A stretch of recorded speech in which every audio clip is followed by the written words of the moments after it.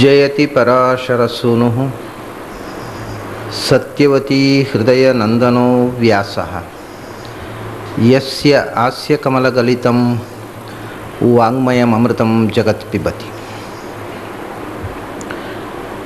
ಭುಜಗಭೋಗಾಭಮುದ್ಯಮ್ಯ ಹೃದಯಂ ನಿಜಭುಜಂ ದಕ್ಷಿಣಂ ಲಕ್ಷಣಾಢ್ಯಂ ಲಲಿತಮುದ್ರಿಕ್ತವಿಜ್ಞಾನಮುದ್ರಂ ಭಜ ಭಜ ಅನಂತಮಿತ್ಯಾಲಪಂತಂ ಪ್ರಣತವಾನ್ ಪ್ರಾಣಿನಾಂ ಪ್ರಾಣಭೂತಂ ಪ್ರಣತಿಭಿಃ ಪ್ರಣಯೇ ಪೂರ್ಣಬೋಧಂ. ಭವದವೋಷ್ಣೇನ ತಾತಪ್ಯಮಾನಾನ್ ಭುವಿ ಪರಂ ನಾಥಮಪ್ರೇಕ್ಷಮಾಣಾನ್ ಭುವನಮನ್ಯೇನ ಚ ಅನ್ಯೇನ ದೋಷ್ಣಾ ಭವತು ಭೀರ್ಮಾ ಇತಿ ನಃ ಸಾಂತ್ವಯಂತಂ ಪ್ರಣತವಾನ್ ಪ್ರಾಣಿನಾಂ ಪ್ರಾಣಭೂತಂ ಪ್ರಣತಿಭಿಃ ಪ್ರಣಯೇ ಪೂರ್ಣಬೋಧಂ. ನನ್ನ ಅಧ್ಯಾತ್ಮ ಬಂಧುಗಳೇ, ಆಚಾರ್ಯರ ಒಂದು ಅಪೂರ್ವ ಸ್ತೋತ್ರದ 8 ಪದ್ಯಗಳನ್ನು ನಾವು ನೋಡಿದ್ದೇವೆ. ಇನ್ನೂ 7 ಪದ್ಯ ಇದೆ ಅದರಲ್ಲಿ. ತೀರಾ ಕ್ಲಿಷ್ಟವಾದ ಒಂದು ಪದ್ಯ ನಾವು ಈಗ ಮೊದಲು ನೋಡಬೇಕಾದ್ದು. ಕಾಲಾಕಾಲ ವಿಚಾರಾತಿ ಪ್ರಕಾಲಿತ ಸದಾತನಂ ಪುರುಷಂ ಪ್ರಕೃತಿಸ್ಥಂಚ ಒಂದೇ ವಿಷ್ಣು ಮಜೋತ್ತಮಂ ಅನ್ನೋದು ಆ ಶ್ಲೋಕ, ಆ ಸ್ತೋತ್ರದ 9ನೇ ಶ್ಲೋಕ. ಅದರ ಮೊದಲ ಅರ್ಧ ತೀರಾ ಅಸ್ಪಷ್ಟವಾಗಿದೆ. ಕಾಲಾಕಾಲ ವಿಚಾರಾದಿ ಪ್ರಕಾಲಿತ ಸದಾತನಂ ಅನ್ನುವ ಶಬ್ದ ಮೇಲು ನೋಟಕ್ಕೆ ಯಾವುದೇ ಒಂದು ಖಚಿತವಾದ ಅರ್ಥವನ್ನು ಹೇಳುವುದಿಲ್ಲ. ಅದಕ್ಕೆ ಅರ್ಥವನ್ನು ನಾವು ಹುಡುಕಬೇಕು. ಸಹಜವಾಗಿ ಒಂದು ಭಾಷೆಗೆ ಅರ್ಥ ಕೊಡುವ ಶಕ್ತಿ ಇದೆ, ಹಾಗೆ ಮೇಲು ನೋಟಕ್ಕೆ ಯಾವುದೇ ಒಂದು ಸ್ಪಷ್ಟವಾದ ಅರ್ಥವನ್ನು ಅದು ಹೇಳುವುದಿಲ್ಲ. ಅದನ್ನು ನಾವು ಅರ್ಥದ ಅನ್ವೇಷಣೆಯಲ್ಲಿ ತೊಡಗಿದಾಗ ಅದಕ್ಕೆ ಬೇರೆ ಬೇರೆ ರೀತಿಯಿಂದ ಅರ್ಥ ಮಾಡುವ ಸಾಧ್ಯತೆಗಳಿವೆ. ಒಂದು ಅರ್ಥ ಕಾಲ ಅಕಾಲ ವಿಚಾರ ಅಂತಂದರೆ, ಕಾಲ ಅಂತಂದರೆ ಕಾಲ ನಿಯಾಮಕನಾಗಿರ್ತಕ್ಕಂಥವನು, ಯಾವಾಗಲೂ ಕಾಲದ ಅಭಿಮಾನಿ ದೇವತೆ ಅಂತ ಅರ್ಥ. ಸಂಸ್ಕೃತದಲ್ಲಿ ಹೀಗೊಂದು ನಿಯಮ ಇದೆ, ಯಾವುದೇ ಒಂದು ಜಡವಾಚಕವಾದ ಶಬ್ದವನ್ನು ಬಳಸಿದರೆ ಅದರ ಅಭಿಮಾನಿ ದೇವತೆಯನ್ನು ಇಟ್ಟುಕೊಳ್ಳಬೇಕು ಅಂತ.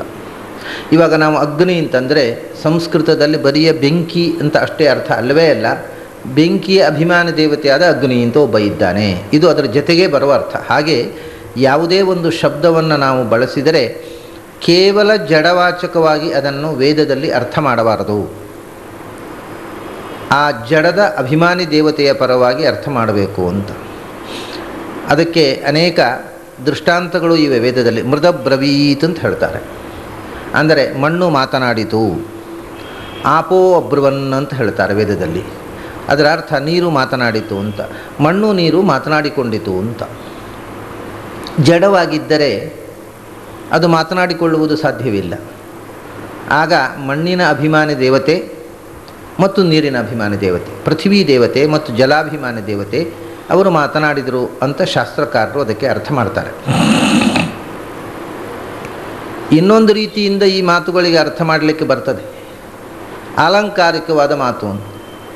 ಮಣ್ಣು ಮಾತನಾಡಿತು ಅಂತ ಹೇಳಿದರೆ, ಈಗ ಕಮಲ ಕಣ್ಬಿಟ್ಟಿತು ಅಂತ ಹೇಳ್ತೇವೆ ನಾವು, ಕಮಲ ಅರಳಿತು ಅಂತ ಹೇಳುವ ಬದಲು ಸೂರ್ಯ ಮೂಡಿದಾಗ ಕಮಲ ಕಣ್ಣರಳಿಸಿತು ಅಂತ. ಕಮಲಕ್ಕೆ ಕಣ್ಣೆಲ್ಲಿದೆ ಅರಳಿಸಲಿಕ್ಕೆ? ಕಮಲ ಕಣ್ಣರಳಿಸಿತು ಅನ್ನೋದು ಒಂದು ಸಾಹಿತ್ಯಿಕವಾದ ಭಾಷೆ. ಅದರ ಅರ್ಥ ಕಮಲ ಕಣ್ಬಿಟ್ಟಿತು ಅಂದರೆ ಕಮಲದ ಪಕಳೆಗಳು ತೆರೆಕೊಂಡವು, ಕಮಲ ಅರಳಿತು ಅಂತ.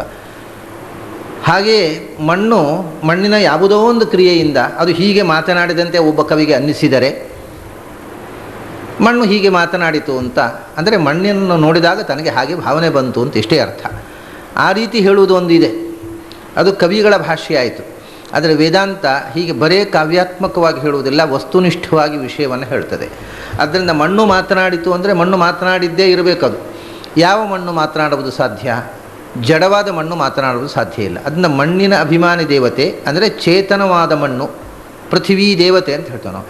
ಪೃಥ್ವಿತ್ವಯಾ ಧೃತ ಲೋಕಾಹ ದೇವಿತ್ವಂ ವಿಷ್ಣುನಾ ಧೃತ ಅಂತ ಪ್ರಾರ್ಥನೆ ಮಾಡ್ತೇವೆ ನಾವು ಆಸನ ಶುದ್ಧಿಗೆ. ಪೃಥ್ವೀ ದೇವಿ ನೀನು ಇಡೀ ಜಗತ್ತಿನ ಜನರನ್ನು ಹೊತ್ತುಕೊಂಡಿರುವೆ ಅಂತ ಬರೀ ಮಣ್ಣನ್ನು ಹೇಳುವುದಲ್ಲ. ಅದು ಮಣ್ಣಿನಲ್ಲಿರತಕ್ಕಂಥ ಆ ಶಕ್ತಿಯನ್ನು ಹೇಳೋದು. ಪ್ರಸೀದ ತುಳಸಿ ದೇವಿ, ಪ್ರಸೀದ ಹರಿವಲ್ಲಭೆ, ಕ್ಷೀರೋದ ಮಥನೋದ್ಭೂತೆ, ತುಳಸಿತ್ವಾಂ ನಮಾಮ್ಯಹಂ ಅಂತೇವೆ. ತುಳಸಿ ದೇವಿಯಿಂದ ಆ ಗಿಡವನ್ನು ಕುರಿತು ಹೇಳೋದಲ್ಲ, ಗಿಡಕ್ಕೆ ಏನೂ ತಿಳಿಯೋದಿಲ್ಲ, ಆ ಗಿಡದ ಒಳಗೆ ಇರತಕ್ಕಂಥ ದೇವತಾ ಶಕ್ತಿಯ ಪ್ರಾರ್ಥನೆ. ಹೀಗೆ ನಾವು ಸಂಸ್ಕೃತ ಸಾಹಿತ್ಯದಲ್ಲಿ ಎಲ್ಲಿ ನೋಡಿದರೂ ಜಡದ ಬಳಿ ಅವರು ಪ್ರಾರ್ಥನೆ ಮಾಡುವಂಥದ್ದನ್ನು ನೋಡ್ತೇವೆ. ಅದರ ಅರ್ಥ ಅವರು ಬರಿಯ ಜಡವನ್ನು ಕಾಣುವುದಿಲ್ಲ, ಜಡದ ಒಳಗೆ ಇರತಕ್ಕಂಥ ಚೇತನ ಶಕ್ತಿಯನ್ನು ಪ್ರಾರ್ಥಿಸ್ತಾರೆ. ಇದು ಎಲ್ಲ ಕಡೆ ಇರತಕ್ಕಂಥ ನಿಯಮ. ಹಾಗೆಯೇ ಇಲ್ಲಿ ಕಾಲ ಅಂದರೆ ಕಾಲದ ಅಭಿಮಾನಿ ದೇವತೆ ಅಂತ ಅರ್ಥ. ಕಾಲದ ಅಭಿಮಾನಿ ದೇವತೆ ಯಾರು? ಚತುರ್ಮುಖ ಬ್ರಹ್ಮ. ಪ್ರಕೃತಿಯೂ ಹೌದು, ಲಕ್ಷ್ಮಿಯೂ ಕಾಲದ ಅಭಿಮಾನಿ ದೇವತೆ, ದುರ್ಗೆ ಕಾಲದ ಅಭಿಮಾನಿ ದೇವತೆ. ಚತುರ್ಮುಖ ಬ್ರಹ್ಮನಿಗೆ ಹೆಸರೇ ಸಂವತ್ಸರ ಅಂತ. ಸಂವತ್ಸರ ಪುರುಷ ಅಂತ ಅವನಿಗೆ ಉಪನಿಷತ್ನಲ್ಲಿ ಕರೆದಿದ್ದಾರೆ. ಸಂವತ್ಸರ ಅಂತ ಅವನ ಹೆಸರನ್ನು ನಾರಾಯಣ ಉಪನಿಷತ್ನಲ್ಲಿ, ಮಹಾನಾರಾಯಣ ಉಪನಿಷತ್ನಲ್ಲಿ ಬಂದಿದೆ. ಹಾಗಾಗಿ ಸಂವತ್ಸರ ರೂಪವಾದ ಕಾಲವನ್ನು ನೇಮಿಸ್ತಕ್ಕಂಥ ಶಕ್ತಿ ಕಾಲ ಅಂದರೆ ಕಾಲದ ಅಭಿಮಾನಿ ದೇವತೆ ಚತುರ್ಮುಖ ಬ್ರಹ್ಮ. ಅಕಾಲ ಅಂದರೆ ಕಾಲದ ಬಂಧನ ಇಲ್ಲದೇ ಇರತಕ್ಕ ಶಕ್ತಿ, ಕಾಲಾತೀತವಾದದ್ದು. ಅಂದರೆ ಭಗವಂತನನ್ನು ಬಿಟ್ಟರೆ ಇನ್ನೊಂದು ಅಕಾಲ ಅಂತಂದರೆ ಪ್ರಕೃತಿ. ಕಾಲ ಅಂದರೆ ಚತುರ್ಮುಖ, ಅಕಾಲ ಅಂದರೆ ಪ್ರಕೃತಿ ಅಂದರೆ ಲಕ್ಷ್ಮೀದೇವಿ. ಅದನ್ನೇ ಉಪನಿಷತ್ನಲ್ಲಿ ನಾವು ನೋಡಿದ್ವಿ. ಯಚ್ಚಾನ್ಯ ತ್ರಿಕಾಲಾತೀತಂ, ತ್ರಿಕಾಲಾತೀತವಾದದ್ದು ಒಂದು ಪ್ರಕೃತಿ, ಅದನ್ನು ಬಿಟ್ಟರೆ ಮತ್ತೆ ಭಗವಂತ, ಎರಡು ವಸ್ತುಗಳೇ ಇರೋದು. ಕಾಲಾತೀತವಾದದ್ದು ಅಕಾಲ ಅಂದರೆ ಪ್ರಕೃತಿ, ಶ್ರೀತತ್ವ. ವಿಚಾರ ಅಂತಂದರೆ ಆಕಾಶದಲ್ಲಿ ನಿರಂತರವಾಗಿ ಚಲಿಸುವಂಥ ಶಕ್ತಿ. ಚಾರ ಅಂದರೆ ಚರಣ, ಸದಾಗತಿ ಅಂತಾರೆ, ಅಂದರೆ ವಾಯುದೇವರು. ವಾಯುದೇವರಿಗೆ ಸದಾಗತಿ ಅಂತ ಹೆಸರು, ಸದಾ ಚಲಿಸುವವರು. ವಿಚಾರ ಅಂದರೂ ಅದೇ ಅರ್ಥ, ವಿಶೇಷವಾಗಿ ಚಲಿಸುವಂಥ ಶಕ್ತಿ, ಜಗತ್ತಿಗೆ ಚಲನೆ ಕೊಡುವ ಮತ್ತು ತಾನು ನಿರಂತರ ಚಲಿಸುವ ಶಕ್ತಿ. ಹಾಗಾದರೆ ಕಾಲ ಅಂತಂದರೆ ಚತುರ್ಮುಖ ಬ್ರಹ್ಮ ಅಂತ ಆಯಿತು, ಅಕಾಲ ಅಂತಂದರೆ ಲಕ್ಷ್ಮಿ ಅಂತ ಆಯಿತು, ವಿಚಾರ ಅಂದರೆ ವಾಯುದೇವರು ಅಂತ ಆಯಿತು. ಇದು ಶುದ್ಧವಾದ ತತ್ವಗಳು ಅಂತ. ಕಾಲಮಾನಿನಿ ಅಂತಂದಾಗ ಚತುರ್ಮುಖ ಬ್ರಹ್ಮ, ಅವನ ಜೊತೆಗೆ ಬ್ರಹ್ಮನ ಪತ್ನಿಯಾಗಿರತಕ್ಕಂಥ ಸರಸ್ವತಿ. ವಿಚಾರ ಅಂತಂದರೆ ವಾಯುದೇವರು, ಅವರ ಜೊತೆಗೆ ವಾಯುದೇವರ ಪತ್ನಿಯಾದ ಸಪತ್ನೀಕರಾಗಿ ದೇವತೆಗಳ ಗ್ರಹಣ ಭಾರತಿ. ಹಾಗಾದರೆ ಲಕ್ಷ್ಮಿ, ಬ್ರಹ್ಮವಾಯುಗಳು, ಸರಸ್ವತಿ, ಭಾರತೀಯರು, ಇಷ್ಟು ಜನ ಕಾಲಾಕಾಲ ವಿಚಾರ ಅನ್ನೋ ಶಬ್ದದಿಂದ ನಾವು ಪರಿಗ್ರಹಣ ಮಾಡಿದಾಗ ಆಯಿತು. ಈ ಮೂರು ತತ್ವಗಳಿಗೆ, ಮೂರು ಕಕ್ಷೆಯಲ್ಲಿರ್ತಕ್ಕ ತತ್ವಗಳಿಗೆ ಲಕ್ಷ್ಮಿ ಮತ್ತು ಬ್ರಹ್ಮವಾಯುಗಳು ಅದನ್ನು ಒಂದೇ ಅಂತ ಇಟ್ಟುಕೊಳ್ತಾರೆ, ಒಂದೇ ರೂಪ, ಒಂದೇ ಮತ್ತೊಂದು ರೂಪಾಂತರವನ್ನು ಹೊಂದುವುದರಿಂದ. ಹಾಗೆ ಭಾರತೀಯ ಸರಸ್ವತಿ ಆಗುವುದರಿಂದ ಸರಸ್ವತಿ, ಲಕ್ಷ್ಮಿ, ಬ್ರಹ್ಮ, ಸರಸ್ವತಿ. ಬ್ರಹ್ಮ ಅಂದರೆ ಬ್ರಹ್ಮನ ಜೊತೆಗೆ ವಾಯು, ಸರಸ್ವತಿ ಅಂದರೆ ಸರಸ್ವತಿ, ಭಾರತಿ. ಇವು ಮೂರನ್ನು ಪರಶುಕ್ಲತ್ರಯ ಅಂತ ಕರೀತಾರೆ. ಅಂದರೆ ಅತ್ಯಂತ ಶುದ್ಧವಾದ ಮೂರು ವಸ್ತುಗಳು ಅಂತ. ಜೀವರಲ್ಲಿ ಇಷ್ಟು ಪರಿಶುದ್ಧವಾಗಿ ಭಗವಂತನನ್ನು ತಿಳಿಯುವಂಥ ಅತ್ಯಂತ ಪರಿಶುದ್ಧವಾದ ಶುದ್ಧ ಸತ್ವಮಯವಾಗಿರತಕ್ಕಂಥ ಮೂರು ಜೀವಗಳು ಅಂತ. ಲಕ್ಷ್ಮಿ ಮತ್ತು ಬ್ರಹ್ಮವಾಯುಗಳು ಮತ್ತು ಸರಸ್ವತಿ, ಭಾರತೀಯರು. ಬ್ರಹ್ಮವಾಯುಗಳನ್ನು ಒಂದೇ ಯೂನಿಟ್ ಆಗಿ ತೊಗೊಂಡ್ರೆ, ಸರಸ್ವತಿಯನ್ನು ಒಂದೇ ತೊಗೊಂಡ್ರೆ ಮೂರೇ ಆಯಿತು. ಮೂರು ಕಕ್ಷೆಯಲ್ಲಿರತಕ್ಕ ಮೂರು ಶುದ್ಧ ವಸ್ತುಗಳು ಅಂತ, ಪರಶುಕ್ಲತ್ರಯಗಳು ಅಂತ ಹೇಳ್ತಾರೆ ಇವನ್ನು. ಈ ಪರಶುಕ್ಲತ್ರಯಗಳನ್ನು ಕಾಲ, ಅಕಾಲ, ವಿಚಾರ ಅನ್ನೋ ಶಬ್ದದಿಂದ ಆಚಾರ್ಯರು ಹೇಳಿದ್ದಾರೆ. ಮತ್ತು ಆದಿ ಶಬ್ದ ಹಾಕಿದರು, ಅಂದರೆ ಇವರು ಮುಖ್ಯ. ಅನಂತರ ಆದಿ ಶಬ್ದದಿಂದ ಗರುಡಶೇಷ ರುದ್ರಾದಿಗಳು, ಇಂದ್ರಾದಿಗಳು, ಋಷಿಗಳು, ಗಂಧರ್ವರು ಎಲ್ಲರೂ ಬಂದರು. ಇವೆಲ್ಲರಿಂದ ಕಾಲಾಕಾಲ ವಿಚಾರಾದಿಗಳಿಂದ ಪ್ರಕಾಲಿತ ಅಂದರೆ ಕಲಸಂಖ್ಯಾನೇ ಅಂದರೆ ತಿಳಿಯಲ್ಪಟ್ಟದ್ದು. ಇವರೇ ಮುಖ್ಯವಾಗಿ ಅದನ್ನು ಮೊದಲು ತಿಳಿದವರು ಮತ್ತು ಇವರಿಂದ ತಿಳಿಸಲ್ಪಟ್ಟ ತತ್ವ ಅದು. ದೇವತೆಗಳಿಂದ ಋಷಿಗಳಿಗೆ, ಋಷಿಗಳಿಂದ ಮಂತ್ರಗಳ ಮೂಲಕ ನಮಗೆ ಈ ತತ್ವದ ಅರಿವು ಬಂತು. ಹಾಗಾಗಿ ಕಾಲ, ಅಕಾಲ, ವಿಚಾರ, ಬ್ರಹ್ಮದೇವರು ಮತ್ತು ವಾಯುದೇವರು, ಸರಸ್ವತಿ, ಭಾರತೀಯರು ಮತ್ತು ಶ್ರೀತತ್ವ, ಈ ತತ್ವಗಳ ಮೂಲಕ ಆದಿ ಮುಂತಾದ ಇವರ ಅನಂತರ ಇರತಕ್ಕಂಥ ರುದ್ರೇಂದ್ರಾದಿ ದೇವತೆಗಳ ಮೂಲಕ ಪ್ರಕಾಲಿತ ಅಂದರೆ ಕಲ ಅಂದರೆ ಟು ನೋ, ತಿಳಿಯಲ್ಪಟ್ಟ ಮತ್ತು ಇತರರಿಗೆ ಶಿಷ್ಯ ಪರಂಪರೆಗೆ ತಿಳಿಸಲ್ಪಟ್ಟ ಸದಾತನಂ ನಿತ್ಯವಾದ ತತ್ವ. ಇದು ಒಂದು ಅರ್ಥ.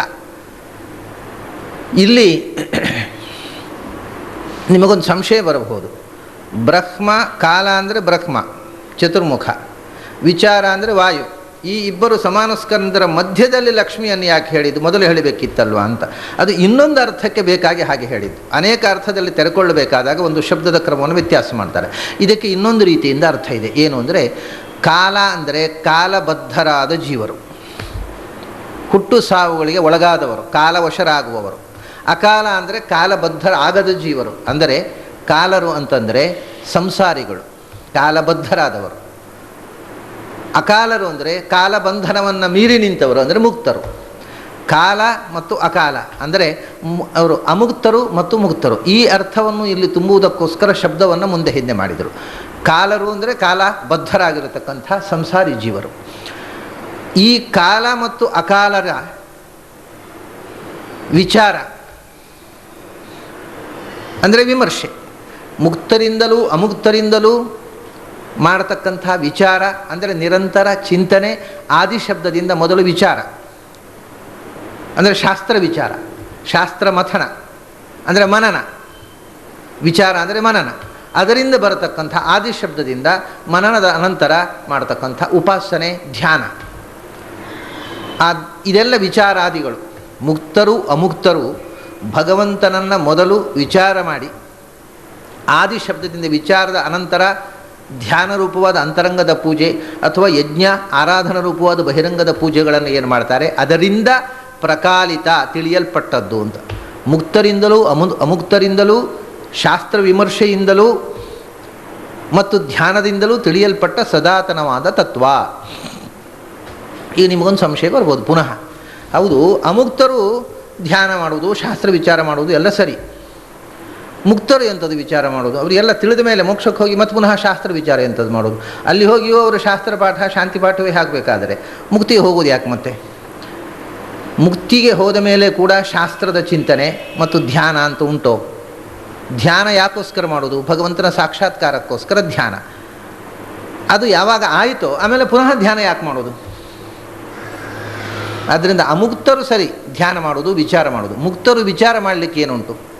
ಅವರು ಎಲ್ಲ ಜ್ಞಾನವನ್ನು, ಪ್ರಕಾಶ ಸ್ವರೂಪರವರು, ಜ್ಞಾನದ ವಿಕಾಸ ಆದವರು, ಅವರು ಧ್ಯಾನ ಮಾಡಲಿಕ್ಕೆ ಏನುಂಟು? ಅವರು ಧ್ಯಾನ ಮಾಡಲಿಕ್ಕೆ ಉಂಟು. ಗೀತೆಯಲ್ಲಿ ಕೃಷ್ಣ ಹೇಳ್ತಾನೆ, ಬುದ್ಧೌ ಶರಣಮನ್ವಿಚ್ಛ ಅಂತ. ಬುದ್ಧಿ ಬಂದ ಮೇಲೂ, ಬುದ್ಧಿ ಅಂದರೆ ಜ್ಞಾನ, ಭಗವಂತನ ಅರಿವು ಬಂದ ಮೇಲೂ ಕೂಡ ಭಗವಂತನ ಜ್ಞಾನ ಮಾರ್ಗದಲ್ಲಿ ಶರಣನಾಗು, ಮತ್ತೆ ಜ್ಞಾನ ಮಾರ್ಗವನ್ನು ನಿಲ್ಲಿಸಿಬಿಡಬೇಡ ಅಂತ. ತಿಳಿಯಿತು ಅಂತ ತಿಳಿಯೋದೇ ದೊಡ್ಡ ತಪ್ಪು. ಆದ್ದರಿಂದ ತಿಳಿದ ಮೇಲೂ ಮತ್ತಷ್ಟು ತಿಳಿಯಲಿಕ್ಕೆ ಪ್ರಯತ್ನ ಮಾಡುವಂಥ. ಮುಕ್ತರಿಗೂ ಕೂಡ ಭಗವಂತ ಪೂರ್ತಿ ತಿಳಿದಿರಲ್ಲ, ಅಲ್ಲಿಯೂ ಭಗವಂತನ ಚಿಂತನೆ ನಡೀತಾನೇ ಇರ್ತದೆ. ಹಾಗಾದರೆ ಕಷ್ಟ ಆಯ್ತಲ್ಲ. ಈಗಲೂ ಸಾಧನೆ, ಆಗಲೂ ಸಾಧನೆ, ಮತ್ತು ಸಾಧನೆ ಮಾಡಿ ಒಂದು ಸಿದ್ಧಿ ಇಲ್ಲ. ಆ ಚಿಂತನೆ ಉಂಟಲ್ವಾ, ಅದು ಸಿದ್ಧಿರೂಪ. ಇದು ಸಾಧನ ರೂಪ, ಅದು ಸಿದ್ಧಿರೂಪ.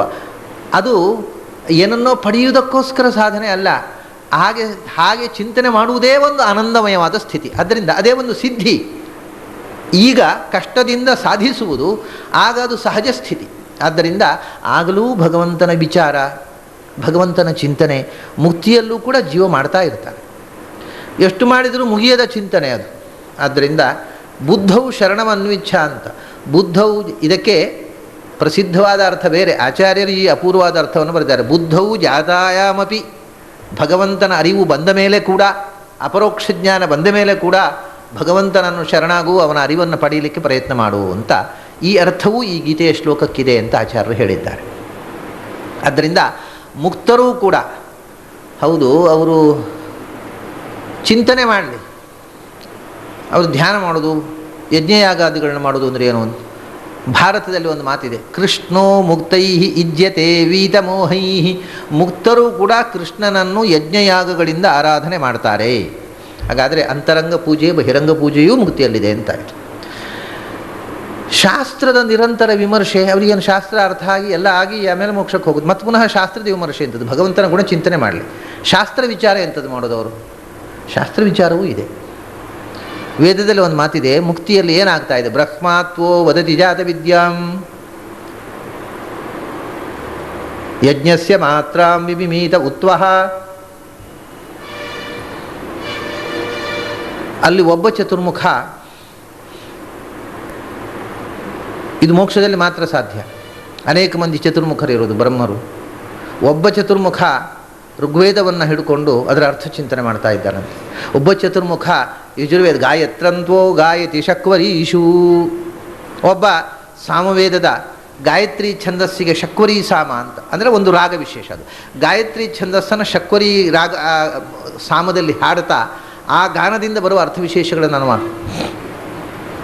ಆಮೇಲೆ ಬ್ರಹ್ಮಾತ್ವೋ ವದತಿ ಜಾತವಿದ್ಯಾಂ. ಒಬ್ಬ ಚತುರ್ಮುಖ ಪುರಾಣಗಳ ಅರ್ಥ ಚಿಂತನೆ ಮಾಡ್ತಾ ಇದ್ದಾನಂತೆ. ಜಾತವಿದ್ಯೆ ಎಂದರೆ ಪುರಾಣಗಳು. ಯಜ್ಞಸ್ಯ ಮಾತ್ರ ವಿಮಿಮೀತ ಉತ್ವಹ. ಯಜ್ಞಗಳಲ್ಲಿ ಭಗವಂತನ ಯಾವ ರೂಪವನ್ನು ಚಿಂತನೆ ಮಾಡಬೇಕು ಕರ್ಮದಲ್ಲಿ ಅಂತ ಅನ್ನೋದನ್ನು ಮತ್ತೊಬ್ಬ ಯೋಚನೆ ಮಾಡ್ತಾ ಇದ್ದಾನೆ. ಹೀಗೆ ಭಗವಂತನ ರೂಪದ ಚಿಂತನೆ ಶಾಸ್ತ್ರದ ಮೂಲಕ ಕೂಡ ಮೋಕ್ಷದಲ್ಲಿಯೂ ಇದೆ ಎಂದರು. ಹಾಗಾದರೆ ಅವರಿಗೆ ಶಾಸ್ತ್ರಜ್ಞಾನ ಆಗಲಿಲ್ಲ ಅಂತ ಅರ್ಥ ಆಯ್ತಲ್ಲ. ಅವರಿಗೂ ಸುಮಾರಾಗಿ ನಮ್ಮ ಹಾಗೆ ಆಯ್ತು, ಏನು ವ್ಯತ್ಯಾಸ ಆಗಲಿಲ್ಲ ಮುಕ್ತರು. ಅದಕ್ಕೆ ಶಾಸ್ತ್ರದ ಜ್ಞಾನ ಅವರಿಗೆ ಆಗಿಲ್ಲ ಅನ್ನೋದು ಆಗಿದೆ, ಆದರೆ ಆಗಲಿಲ್ಲ. ಆಗಿದೆ ಅನ್ನೋದು ಸತ್ಯ, ಆಗಲಿಲ್ಲ ಅನ್ನೋದು ಸತ್ಯ.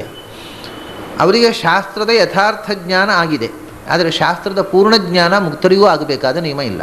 ಯಾಕೆಂದರೆ ಮಹಾಭಾರತವನ್ನೇ ಆಚಾರ್ಯರು ಮಹಾಭಾರತ ಬಗ್ಗೆ ಒಂದು ಮಾತು ಹೇಳ್ತಾರೆ. ಏನು? ಕೇವಲ ಈಶ್ವರ ದೃಷ್ಟಾರ್ಥ ಯುಕ್ತಾಂ ಅಂತ. ಅದನ್ನು ಬರೆದವನು ಭಗವಂತ, ವೇದವ್ಯಾಸ ರೂಪಿಯಾದ ಭಗವಂತ. ಅದರ ಪೂರ್ತಿ ಅರ್ಥಗಳು ಭಗವಂತನಿಗೆ ಮಾತ್ರ ಗೊತ್ತು ಅಂತ, ಬ್ರಹ್ಮವಾಯುಗಳಿಗೂ ಗೊತ್ತಿಲ್ಲ ಅಂತ ಹೇಳ್ತಾರೆ. ಹಾಗಾದರೆ ಅವರಿಗೂ ಶಾಸ್ತ್ರದಲ್ಲಿ ಗೊತ್ತಿಲ್ಲದಿರುವ ಅಂಶ ಉಂಟು ಅಂತ ಆಯಿತು. ಅದನ್ನೇ ಪುರಾಣದಲ್ಲೂ ಹೇಳಿದ್ದಾರೆ, ಬ್ರಹ್ಮಾಪಿ ತನ್ನ ಜಾನಾತಿ. ಮಹಾಭಾರತದ ಪೂರ್ಣ ಅರ್ಥವನ್ನು ಸ್ವತಃ ಚತುರ್ಮುಖ ಬ್ರಹ್ಮನೂ ಪೂರ್ತಿ ತಿಳಿದಿಲ್ಲ. ಮತ್ತು ಸ್ವಲ್ಪ ಸ್ವಲ್ಪ ಈಶತ್ ಸರ್ವೋಪಿ ಜಾನತಿ, ಸ್ವಲ್ಪ ಸ್ವಲ್ಪ ಎಲ್ರಿಗೂ ಗೊತ್ತಿದೆ, ಪೂರ್ತಿ ಯಾರಿಗೂ ಗೊತ್ತಿಲ್ಲ. ಆದ್ದರಿಂದ ಶಾಸ್ತ್ರ ಪುರಾಣಗಳನ್ನು, ವೇದಗಳನ್ನು ಅನಂತಾವೈ ವೇದಾಹ, ಅದನ್ನು ಮುಗಿಸುವಂಥ ಪ್ರಶ್ನೆ ಇಲ್ಲ. ಒಂದು ಮಂತ್ರವನ್ನು ಅನಂತ ವಿಧದಿಂದ ನೋಡಬಹುದು, ಅಂಥ ಅನಂತ ಮಂತ್ರಗಳು. ಈ ಮಂತ್ರಗಳಿಂದ ಭಗವಂತನ ಗುಣದ ಅನುಸಂಧಾನ ಅದು ಅನಂತ ಕಾಲದವರೆಗೆ ಮುಕ್ತಿಯಲ್ಲೂ ನಡೆಯುತ್ತೆ. ಋಚಾಂ ತ್ವಃ ಪೋಷಮಾಸ್ತೆ ಪುಪುಷ್ವಾನ್ ಗಾಯತ್ರಂತೋ ಗಾಯತಿ ಶಕ್ವರೀಷು ಬ್ರಹ್ಮಾತ್ವೋ ವದತಿ ಜಾತವಿದ್ಯಾಂ ಯಜ್ಞಸ್ಯ ಮಾತ್ರಾಂ ವಿಮಿಮೀತ ಉತ್ವಹ. ತೈತ್ತಿರೀಯ ಉಪನಿಷತ್ನಲ್ಲಿ ಬರುತ್ತೆ. ಏತತ್ ಸಾಮಗಾಯನ್ನಾಸ್ತೆ. ಸಾಮಗಾನ ಮಾಡ್ತಾ ಇರ್ತಾನಂತೆ ಚತುರ್ಮುಖ. ಅಲ್ಲಿ ಮೋಕ್ಷದಲ್ಲಿ ಅಲ್ಲಿ ಉಂಟು. ಏತಮ್ ಆನಂದಮಯಮಾತ್ಮಾನಂ ಉಪಸಂಕ್ರಾಮತಿ. ಏತಮ್ ಆನಂದಮಯಂ ಆತ್ಮಾನ ಉಪಸಂಕ್ರಮ್ಯ ಏತತ್ ಸಾಮಗಾಯನ್ನಾಸ್ತೆ ಹಾವು ಹಾವು ಹಾವು. ಹೀಗೆ ಸಾಮಗಾನ ಮಾಡ್ತಾ ಇರ್ತಾನೆ ಭಗವಂತ. ಹಾವು ಎಲ್ಲ ಬಿಟ್ಟು ಅವನು ಹಾವು ಹಾವು ಹಾವು ಅಂತ ಯಾಕೆ ಹೇಳಿದ? ಮೋಕ್ಷದಲ್ಲಿ ಹೋಗಿ ಕೂಡ ನೋಡಿ, ಹಾ ಅನ್ನುವುದು ಬಹಳ ಶ್ರೇಷ್ಠವಾದ ಭಗವಂತನ ಒಂದು ನಾಮ. ಅಕಯ ಪ್ರವಿ ಸಂಭೂಮ ಸಖ ಹಾ ಹ ವಿಷ್ಣುವಾಚಕ ಏಕಾಕ್ಷರಗಳು. ಹಾ ಅಂದರೆ ಎಲ್ಲವನ್ನೂ ಸಂಹರಿಸುವವ, ನಮ್ಮ ದುಃಖವನ್ನು ಪರಿಹರಿಸುವವ. ಹಾ ಅಂದರೆ ಹಾ ಈಸ್ ಅನ್ ಅಬ್ರಿವಿಯೇಷನ್ ಆಫ್ ಹರಿ. ಅವನು ಎಲ್ಲಕ್ಕಿಂತ ಉತ್ತಮ, ಓಂಕಾರದ ಎರಡನೇ ಅಕ್ಷರ. ಹೀಗೆ ಅವನು ಹಾವು ಹಾವು ಹಾವು ಅಂತ ಅಲ್ಲಿ ಭಗವಂತನನ್ನು ಗಾನ ಮಾಡ್ತಾ ಇರ್ತಾನೆ, ಸಾಮಗಾನ. ಹೀಗೆ ಬೇರೆ ಬೇರೆ ವೇದಗಳಲ್ಲಿ ಮುಕ್ತಿಯಲ್ಲಿ ಬ್ರಹ್ಮಾದಿ ದೇವತೆಗಳು ವೇದ ಮಂತ್ರದ ಪಠನ, ವೇದ ಮಂತ್ರದ ಶ್ರವಣ, ವೇದ ಮಂತ್ರದ ಚಿಂತನ, ವಿಚಾರ, ಮನನ, ಮಥನ ಮತ್ತು ಅದರ ಮೂಲಕ ಧ್ಯಾನ, ಅಂತರಂಗ ಧ್ಯಾನ, ಬಹಿರಂಗ ಪೂಜೆ ಇದೆಲ್ಲವೂ ಮೋಕ್ಷದಲ್ಲೂ ನಡೀತದೆ. ಈಗ ನಡೆಯೋದು ಮಾಡಬೇಕು ಅಂತನೋ ಒತ್ತಡಕ್ಕೋಸ್ಕರ ನಾವು ಮಾಡುವುದು. ಮಾಡದೇ ಇದ್ದರೆ ದೋಷ ಬರುತ್ತೆ, ಮಾಡದೇ ಇದ್ದರೆ ಪಾಪ ಬರುತ್ತೆ, ಈ ಭಯದಿಂದ ಮಾಡುವುದು. ಆಗ ಹಾಗಲ್ಲ, ಮಾಡುವುದರಲ್ಲಿ ಖುಷಿ ಇದೆ, ಅದಕ್ಕೋಸ್ಕರ ಮಾಡೋದು. ಅಂದರೆ ಈ ವ್ಯತ್ಯಾಸ, ಈ ಬೆಳಗಾತೆ ಎದ್ದು ಜಪ ಮಾಡುವುದಕ್ಕೂ ಕಾಫಿ ಕುಡಿಯೋದಕ್ಕೂ ಇರೋ ವ್ಯತ್ಯಾಸ. ಜಪ ಮಾಡೋದು ಮಾಡಬೇಕಲ್ಲ ಅಂತ, ಕಾಫಿ ಕುಡಿಬೇಕಲ್ಲ ಅಂತಲ್ಲ, ಕುಡಿಬೇಕು ಅಂದ್ರೆ ಖುಷಿ ಇದೆ, ಅದು ಕುಡಿಯೋದು. ಹಾಗೆ ಮೋಕ್ಷದಲ್ಲಿ ಭಗವಂತನ ಧ್ಯಾನ ಉಂಟಲ್ಲ, ಅದು ಈ ಕಾಫಿ ಕುಡಿಯೋ ಹಾಗೆ ಅವರಿಗೆ ಅದು ಸಹಜ. ಬೆಳಗಾತೆ ಎದ್ದು ರತಿ ಆಸಕ್ತಿ ಇದೆ ಅದರಲ್ಲಿ. ಇಲ್ಲಿ ಮಾಡುವಂಥದ್ದು ನಮ್ಮ ಹುಡುಗರು ಜಪ ಮಾಡಿದ ಹಾಗೆ, ಅಪ್ಪ ಬೈತಾನಲ್ಲ ಅಂತ ಜಪ ಮಾಡೋದು. ಕಾಫಿ ಕುಡಿದು ಅಪ್ಪ ಬೈತಾನಂತಲ್ಲ ಅಂತಲ್ಲ, ಅಪ್ಪ ಬೇಡ ಅಂತ ಹೇಳಿದ್ರು ಕುಡಿತಾನೆ, ಯಾಕಂದರೆ ಅವನಿಗೆ ಸಹಜವಾದ ಇಂಟ್ರೆಸ್ಟ್ ಇದೆ ಅದರಲ್ಲಿ. ಆದ್ದರಿಂದ ಕಾಫಿ ಕುಡಿಯುವುದರಲ್ಲಿ ಮತ್ತು ಜಪ ಮಾಡುವುದರಲ್ಲಿ ಇರುವ ವ್ಯತ್ಯಾಸವೇ ಈ ಲೋಕದಲ್ಲಿ ಮಾಡುವ ಸಾಧನೆ ಮತ್ತು ಮೋಕ್ಷದಲ್ಲಿ ಮಾಡುವ ಸಾಧನೆಯ ವ್ಯತ್ಯಾಸ. ಅದು ಸಹಜವಾದ ಆನಂದ ರೂಪ, ಅದು ಸಾಧನೆ ಅಲ್ಲ, ಅದು ಸಿದ್ಧಿ. ಅದನ್ನು ಇಲ್ಲಿ ಹೇಳಿದ್ರು.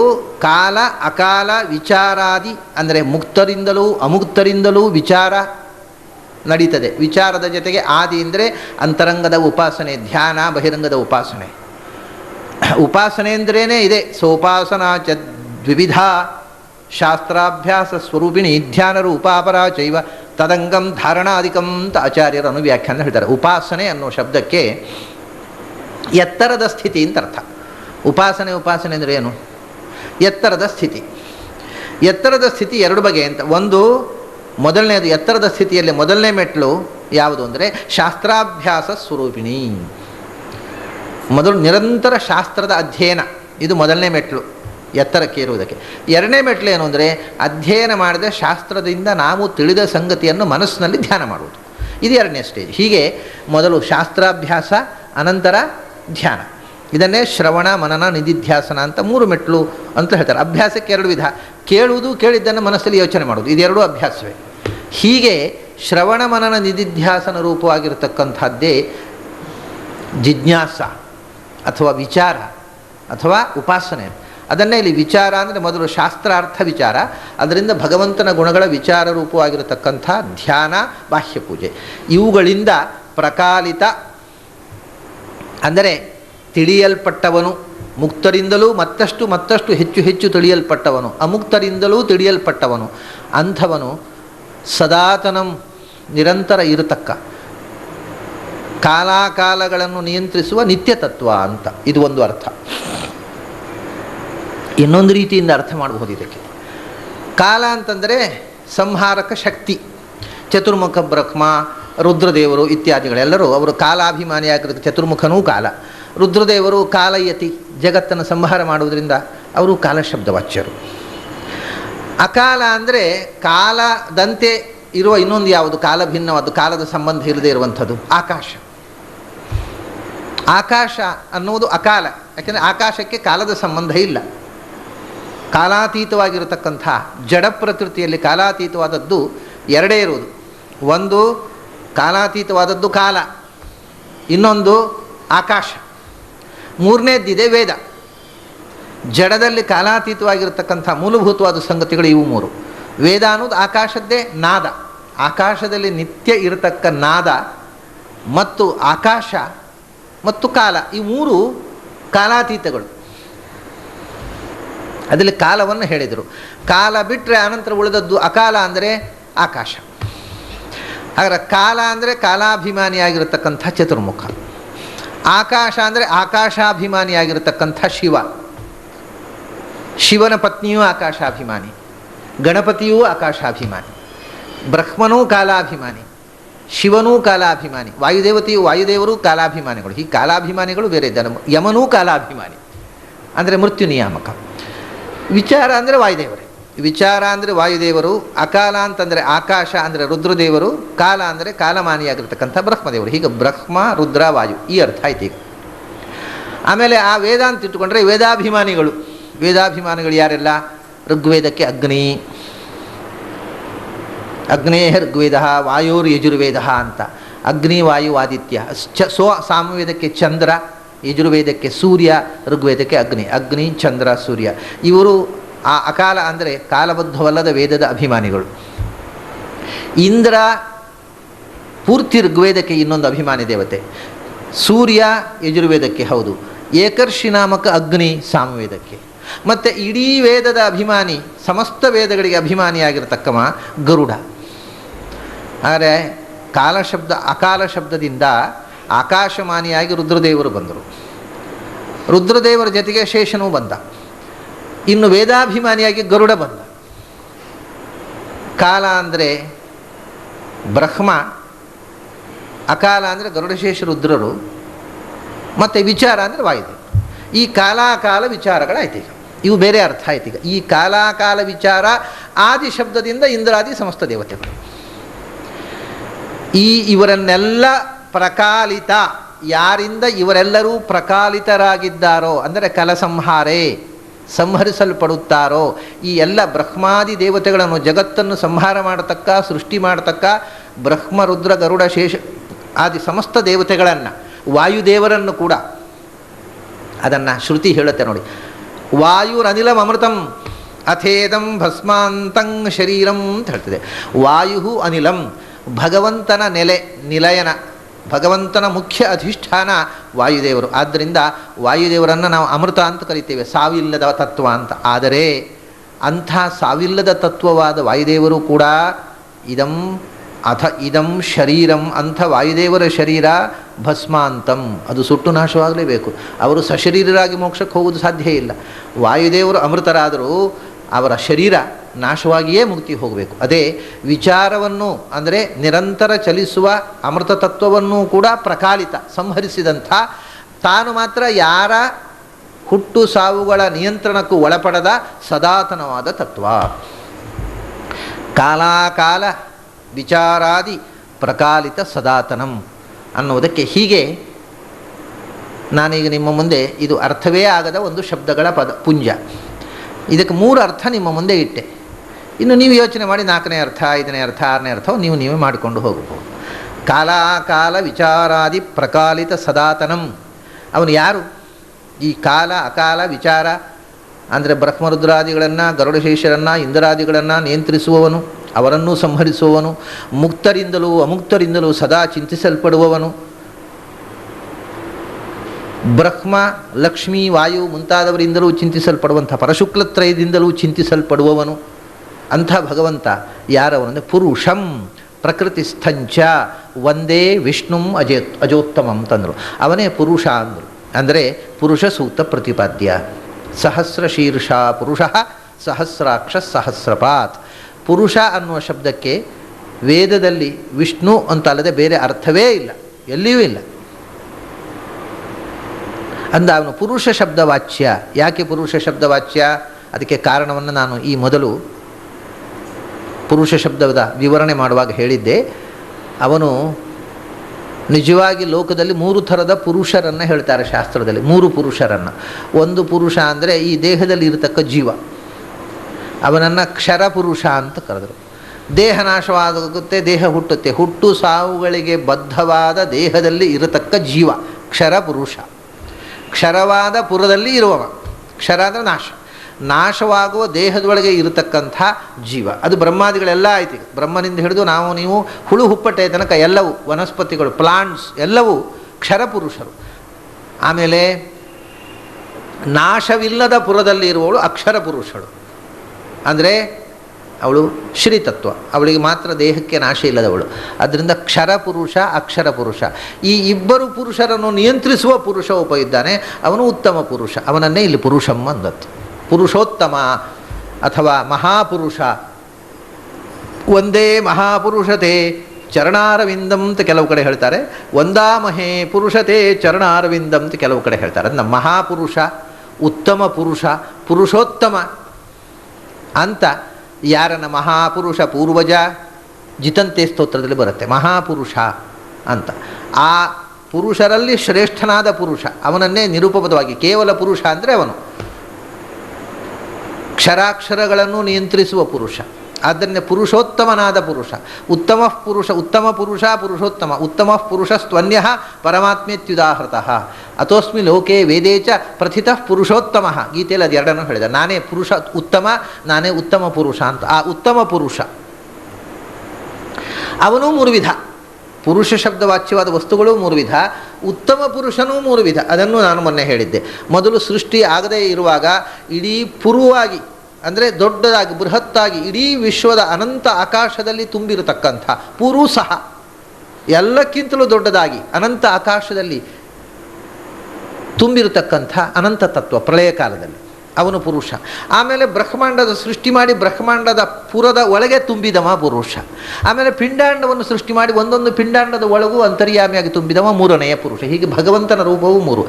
ಯಾರು ಸೃಷ್ಟಿಯಾಗುವ ಮುಂಚೆ ಅನಂತ ಆಕಾಶದಲ್ಲಿ ವ್ಯಾಪಿಸಿದ್ದನೋ ಅಂಥ ಪುರುಷನನ್ನು, ಯಾರು ಬ್ರಹ್ಮಾಂಡವನ್ನು ಸೃಷ್ಟಿ ಮಾಡಿ ಬ್ರಹ್ಮಾಂಡದ ಒಳಗೆ ತಾನು ಬ್ರಹ್ಮಾಂಡ ಪುರದೊಳಗೆ ಪ್ರವೇಶಿಸಿ ಪುರುಷ ನಾಮಕನಾದನೋ ಅಂಥ ಪುರುಷ, ಯಾರು ಪಿಂಡಾಂಡಗಳನ್ನು ಸೃಷ್ಟಿ ಮಾಡಿ ಒಂದೊಂದು ಜೀವದೊಳಗೂ ಬಿಂಬರೂಪದಿಂದ ತುಂಬಿ ಅಂತರ್ಯಾಮಿಯಾದನೋ ಅಂಥ ಪುರುಷನನ್ನು ನಾವು ವಿಚಾರ ಮಾಡುವಂಥದ್ದು ಅಂತ. ಬ್ರಹ್ಮಾದಿ ದೇವತೆಗಳು ವಿಚಾರ ಮಾಡೋದು ಅದನ್ನು. ಅವರಿಗೆ ಬ್ರಹ್ಮಾದಿ ದೇವತೆಗಳಿಗೆ ಜೀವಾಭಿಮಾನಿ ಬ್ರಹ್ಮದೇವರು, ಜೀವಕ್ಕೆ ಅಭಿಮಾನಿ, ಕಾಲಕ್ಕೆ ಅಭಿಮಾನಿ, ಜೀವಕ್ಕೆ ಅಭಿಮಾನಿ. ಅವರು ಪ್ರಕೃತಿ ಪುರುಷ ಮತ್ತು ಕಾಲ ಇದು 2ರ ಅಭಿಮಾನ ಇದೆ ಅವರಿಗೆ, ಅಭಿಮಾನಿ ದೇವತೆ. ಜೀವಸ್ವರೂಪದ ಅಭಿಮಾನಿ. ಅಂಥ ಬ್ರಹ್ಮದೇವರಿಗೂ ಕೂಡ ಪ್ರತಿಯೊಂದು ಜೀವಸ್ವರೂಪದ ಬಿಂಬರೂಪನಾದ ಭಗವಂತನ ಅರಿವು ಪೂರ್ಣ ಪ್ರಮಾಣದಲ್ಲಿ ಇಲ್ಲ. ಅವರು ತಿಳ್ಕೊಳ್ಬೇಕಾಗತ್ತೆ. ಅಂಥ ಪುರುಷನನ್ನು, ಯಾಕೆ ಬ್ರಹ್ಮದೇವರ ಪುರದೊಳಗೂ ಅವರ ಜೀವಸ್ವರೂಪದೊಳಗೂ ಬಿಂಬರೂಪನಾಗಿರತಕ್ಕ ಪುರುಷನನ್ನು, ಬ್ರಹ್ಮದೇವರಿಗೂ ಪುರುಷಂ ಪ್ರಕೃತಿಸ್ಥಂಚ, ಬರೇ ಬ್ರಹ್ಮದೇವರಿಗೆ ಅಷ್ಟೇ ಅಲ್ಲ, ಬ್ರಹ್ಮಾಂಡ ಪುರದೊಳಗೆ ತುಂಬಿರುವುದರಿಂದ ಅಷ್ಟೇ ಅಲ್ಲ, ಮತ್ತು ಸ ಭೂಮಿಂ ವಿಶ್ವತೋ ವೃತ್ವಾತ್ಯತಿಷ್ಠದ್ ದಶಾಂಗುಲಂ ಪುರುಷ ಏವ ಇದಂ ಸರ್ವಂ. ಸ ಭೂಮಿಂ ವಿಶ್ವತೋ ವೃತ, ಭೂಮಿ ಅಂದರೆ ಪ್ರಕೃತಿ, ಇಡೀ ಪ್ರಪಂಚದ ಸೃಷ್ಟಿಗೆ ಮೂಲ ಕಾರಣವಾಗಿರತಕ್ಕಂಥ ಪ್ರಕೃತಿಯನ್ನು ಮೀರಿ ನಿಂತ, ಅದನ್ನೆಲ್ಲ ಪ್ರಕೃತಿಸ್ಥಂಚ, ಪ್ರಕೃತಿ ದೇವಿಯಾಗಿರತಕ್ಕಂಥ ಶ್ರೀತತ್ವದಲ್ಲಿಯೂ ಸನ್ನಿಹಿತನಾಗಿ ಅವಳನ್ನೂ ನಿಯಂತ್ರಿಸ್ತಕ್ಕಂಥ ಶಕ್ತಿ. ಇದನ್ನೇ ಮಮ ಯೋನಿ ಅಪ್ಸ್ವ ಅಂತಸ್ಸ ಮುದ್ರೇ ಅಹಂ ಸುವೇ ಪಿತರಮಸ್ಯ ಮೂರ್ಧನ್ ಮಮ ಯೋನಿರಪ್ಸ್ವ ಅಂತಸ್ಸ ಮುದ್ರೇ ತಥೋ ವಿತಿಷ್ಠೆ ಭುವನಾನ್ ವಿಶ್ವೋದಾಮೂಂ ದ್ಯಾಂ ವರ್ಷಣೋಪಸ್ಪೃಶಾಮಿ ಅಹಮೇವ ವಾತೈವ ಪ್ರವಾಮಿ ಆರಭಮಾಣ ಭುವನಾನಿ ವಿಶ್ವ.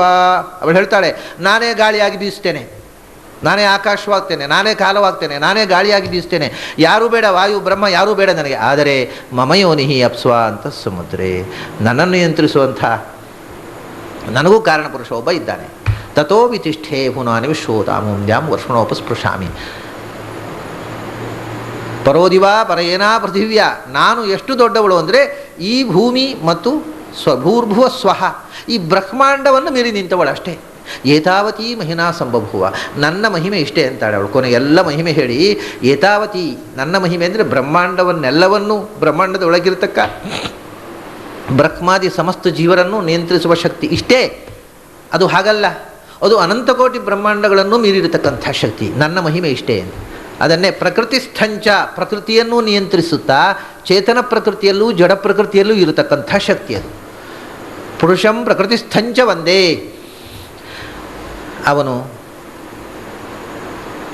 ಅವನಿಗೆ ಏನು ಹೆಸರು ಯಾರು ಕೊಡಬೇಕು? ನಾವೇ.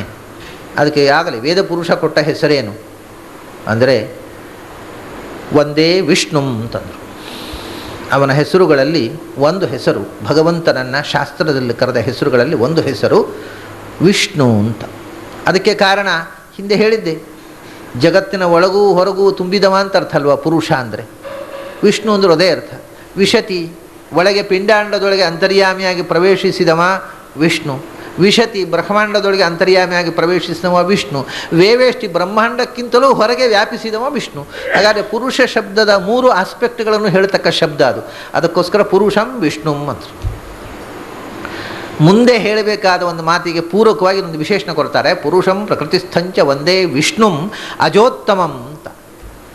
ಬ್ರಹ್ಮದೇವರನ್ನೂ ಮೀರಿದ ತತ್ವ, ಜಗತ್ತಿಗೆ ಸೃಷ್ಟಿ ಮಾಡ್ತಕ್ಕಂಥ ಬ್ರಹ್ಮನನ್ನು ಮೀರಿ ಬ್ರಹ್ಮನನ್ನು ನಿಯಂತ್ರಿಸುವ ತತ್ವ ಅಂತ ಹೇಳಿದರು. ಬ್ರಹ್ಮನಿಗೂ ಹಿರಿಯನಾದವ ಅಂತ. ಆ ಹಿರಿತನದ ರೀತಿ ಹೇಗೆ ಅನ್ನೋದನ್ನು ಮುಂದೆ ಹೇಳ್ತಾರೆ. ಅದಕ್ಕೋಸ್ಕರ ಆ ವಿಶೇಷಣ. ಬ್ರಹ್ಮಣ ಪಿತರಂ ವಂದೇ ಶಂಕರಸ್ಯ ಪಿತಾಮಹಂ ಶ್ರಿಯಃ ಪತಿಮಜಂ ನಿತ್ಯಂ ಇಂದ್ರಾದಿ ಪ್ರಪಿತಾಮಹಂ ಅಂತ. ಬಹಳ ಸುಂದರವಾದ ಶ್ಲೋಕ ಇದು. ಇಷ್ಟು ಚಂದದ ಶ್ಲೋಕವನ್ನು ಮರೆತು ಬಿಟ್ರಲ್ಲ ಪಾರಾಯಣ ಮಾಡುವವರು ಅಂತ ದುಃಖ ಆಗತ್ತೆ. ಅವನು ಯಾರು ಅಂದರೆ, ಅವನು ಬ್ರಹ್ಮನಿಗೆ ಅಪ್ಪ, ಶಿವನಿಗೆ ಅಜ್ಜ, ಇಂದ್ರಾದಿಗಳಿಗೆ ಮುತ್ತಜ್ಜ, ಲಕ್ಷ್ಮಿಗೆ ಗಂಡ, ಮತ್ತು ಅವನಿಗೆ ಅಪ್ಪನೂ ಇಲ್ಲ, ಅಜ್ಜನೂ ಇಲ್ಲ, ಮುತ್ತಜ್ಜನೂ ಇಲ್ಲ. ಬ್ರಹ್ಮಣ ಪಿತರಂ ಬಂದೇ, ಬ್ರಹ್ಮದೇವರಿಗೂ ಮೇಲಿನ ತತ್ವ ಅಂದರೆ ಏನು ಅಂದರೆ ಸಾಕ್ಷಾತ್ ಬ್ರಹ್ಮದೇವನ ಮೇಲಿನ ತತ್ವ ಅದು. ಬ್ರಹ್ಮದೇವರಿಗೆ ತಂದೆ ಬ್ರಹ್ಮಣ ಪಿತರಂ, ಇನ್ನು ಯಾರಿಗೂ ಅವನು ಸಾಕ್ಷಾತ್ ಅಪ್ಪ ಅಲ್ಲ, ಬ್ರಹ್ಮದೇವರಿಗೆ ಮಾತ್ರ ಆ ಭಾಗ್ಯ. ಅದನ್ನ ಬ್ರಹ್ಮಣ ಪಿತರಂ ಬಂದೇ, ಬ್ರಹ್ಮದೇವರಿಗೆ ತಂದೆ. ಶಂಕರಸ್ಯ ಪಿತಾಮಹಂ, ಭಗವಂತನ ನಾಭಿಯಿಂದ ಬ್ರಹ್ಮದೇವರ ಸೃಷ್ಟಿ. ಬ್ರಹ್ಮದೇವರ ಲಲಾಟದಿಂದ ಯಸ್ಯ ಪ್ರಸಾದಜೋ ರುದ್ರ, ಯಸ್ಯ ಪ್ರಸಾದಜೋ ಬ್ರಹ್ಮ ರುದ್ರಶ್ಚ ಕ್ರೋಧ ಸಂಭವ ಅಂತ. ಬ್ರಹ್ಮದೇವರಿಂದ ರುದ್ರದೇವರ ಸೃಷ್ಟಿ, ಮಹತ್ತತ್ವದಿಂದ ಅಹಂಕಾರ ತತ್ವದ ಸೃಷ್ಟಿ. ಆದ್ದರಿಂದ ರುದ್ರದೇವರು ಭಗವಂತನಿಗೆ ಮೊಮ್ಮಗ. ಬ್ರಹ್ಮದೇವರು ಮಗ. ಬ್ರಹ್ಮಣ ಪಿತರಂ ಬಂದೇ, ಚತುರ್ಮುಖನ ತಂದೆ, ಶಿವನ ಅಜ್ಜ ಅಂದರು. ಶಂಕರಸ್ಯ ಪಿತಾಮಹಂ ಶ್ರಿಯಃಪತಿ, ಇವನು ತಂದೆ, ಯಾರ ತಂದೆ ಯಾರ ಅಜ್ಜ ಅಂತಾಯಿತು ಅಲ್ರಿ. ನೀವು ಇವ್ರ ಮಕ್ಕಳು ಮೊಮ್ಮಕ್ಕಳನ್ನು ಹೇಳಿದ್ರಿ, ಹೆಂಡ್ತಿಯನ್ನು ಹೇಳಲೇ ಇಲ್ವಲ್ಲ, ಮತ್ತು ಮದುವೆ ಆಗಿದೆಯೋ ಇಲ್ಲೋ ಅವನಿಗೆ. ಶ್ರಿಯಃಪತಿಂ, ಲಕ್ಷ್ಮಿಗೆ ಗಂಡ, ಬ್ರಹ್ಮನಿಗೆ ಅಪ್ಪ, ಶಂಕರನಿಗೆ ಅಜ್ಜ. ದೊಡ್ಡ ಸಂಸಾರ. ಇಂದ್ರಾದಿ ಪ್ರಪಿತಾಮಹಂ, ಇಂದ್ರಾದಿ ದೇವತೆಗಳು ಅವು ಮರಿ ಮೊಮ್ಮಕ್ಕಳು, ಮೊಮ್ಮಕ್ಕಳ ಮೊಮ್ಮಕ್ಕಳು. ಮೊಮ್ಮಗ ಗರುಡಶೇಷ ರುದ್ರರು ಮೊಮ್ಮಕ್ಕಳು, 2 ಮಕ್ಕಳು, 3 ಜನ ಮೊಮ್ಮಕ್ಕಳು, ಮರಿಮಕ್ಕಳು ಅನಂತಾನಂತ. ಇಂದ್ರಾದಿ ಅದಕ್ಕೆ ಆದಿಸಿದ್ದಾರೆ. ಮತ್ತೆ ಆ ಮರಿಮಕ್ಕಳ ಮಕ್ಕಳು, ಮರಿಮಕ್ಕಳ ಮಕ್ಕಳ ಮಕ್ಕಳು, ಅದನ್ನು ಹೇಳ್ತಾ ಹೋದು. ಇಂದ್ರಾದಿಗಳು ಇವನ ಮೊಮ್ಮಕ್ಕಳ ಮಕ್ಕಳು. ಶ್ರೀಯಪತಿಂ, ಇವನು ಸ್ವತಃ ಲಕ್ಷ್ಮಿಯ ಪತಿ. ಹೌದು, ಇವನ ಮಕ್ಕಳ ಕಥೆ ಹೇಳಿದ್ರೆ ಇವನು ತಂದೆ ತಾಯಿ ಯಾರು? ಅಜಂ ನಿತ್ಯಂ. ಅವನು ಹುಟ್ಟಿಸಿದ ಅಪ್ಪನೂ ಇಲ್ಲ, ಅವನಿಗೆ ನಾಶವೂ ಇಲ್ಲ. ಅಜಂ ನಿತ್ಯಂ. ಬ್ರಹ್ಮಣಃ ಪಿತರಂ ವಂದೇ ಶಂಕರಸ್ಯ ಪಿತಾಮಹಂ ಶ್ರೀಯಪತಿಂ ಅಜಂ ನಿತ್ಯಂ ಇಂದ್ರಾದಿ ಪ್ರಪಿತಾಮಹಂ. ಭಾರಿ ಸುಂದರವಾದ ಶ್ಲೋಕ ಇದು. ಈ ಹಿಂದಿನ ಶ್ಲೋಕ ಬಹಳ ಕಷ್ಟ. ಇದು ಏನೂ ಕ್ಲೇಶ ಇಲ್ಲ, ಮಕ್ಕಳಿಗೂ ಅರ್ಥವಾಗುವಷ್ಟು ಸರಳವಾಗಿದೆ, ಅಷ್ಟು ಸುಂದರವಾಗಿದೆ. ಇಡೀ ಒಂದು ರೀತಿಯಿಂದ ಇದರಲ್ಲಿ ಅನುಸಂಧಾನ, ದೇವತಾ ತಾರತಮ್ಯದ ಅನುಸಂಧಾನ ಇದೆ.